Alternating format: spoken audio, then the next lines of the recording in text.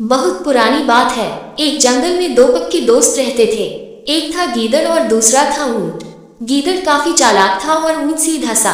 ये दोनों दोस्त घंटों नदी के पास बैठकर अपना सुख दुख बांटते थे। दिन गुजरते गए और उनकी दोस्ती गहरी होती गई। एक दिन किसी ने गीदड़ को बताया कि पास के खेत में पके हुए तरबूज हैं। ये सुनते ही गीदड़ का मन ललचा गया, लेकिन वो खेत नदी पार था। अब नदी को पार करके खेत तक पहुंचना उसके लिए मुश्किल था, इसलिए वो नदी पार करने की तरकीब सोचने लगा। सोचते सोचते वो ऊंट के पास चला गया। ऊंट ने दिन के समय गीदड़ को देखकर पूछा, मित्र तुम यहाँ कैसे?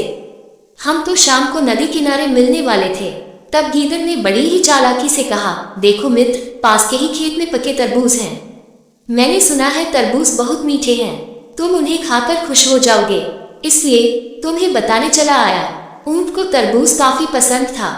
वो बोला, वाह, मैं अभी उस गांव में जाता हूँ, मैंने बहुत समय से तरबूज नहीं खाए हैं। ऊंट जल्दी जल्दी नदी पार करके खेत जाने की तैयारी करने लगा। तभी गीदड़ ने कहा, दोस्त, तरबूज मुझे भी अच्छे लगते हैं, लेकिन मुझे तैरना नहीं आता है। तुम तरबूज खा लोगे तो मुझे लगेगा कि मैंने भी खा लिए। तभी ऊंट बोला, तुम चिंता मत करो, मैं तुम्हें अपनी पीठ पर बैठाकर नदी पार करवाऊंगा, फिर साथ में मिलकर तरबूज खाएंगे।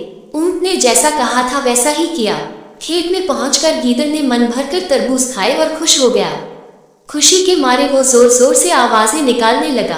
तभी ऊंट ने कहा, तुम शोर मत मचाओ, लेकिन वो माना नहीं।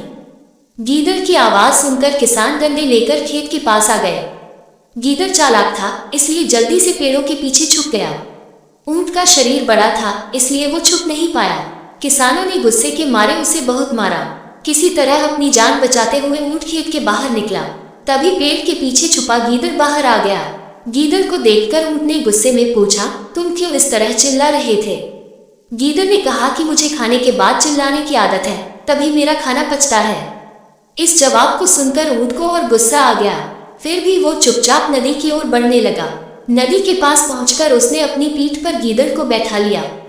इधर ऊंट को मार पड़ने से मन ही मन गीदड़ खुश हो रहा था। उधर नदी के बीच में पहुंचकर ऊंट ने नदी में डुबकी लगानी शुरू कर दी। गीदड़ डर गया और बोलने लगा, यह क्या कर रहे हो? गुस्से में ऊंट ने कहा, मुझे कुछ खाने के बाद उसे हजम करने के लिए नदी में डुबकी मारनी पड़ती है।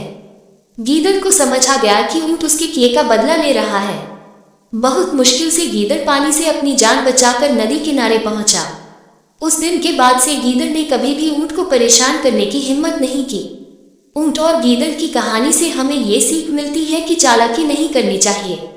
अपनी करनी खुद पर भारी पड़ जाती है। जो जैसा करता है उसे वैसा ही भरना होता है।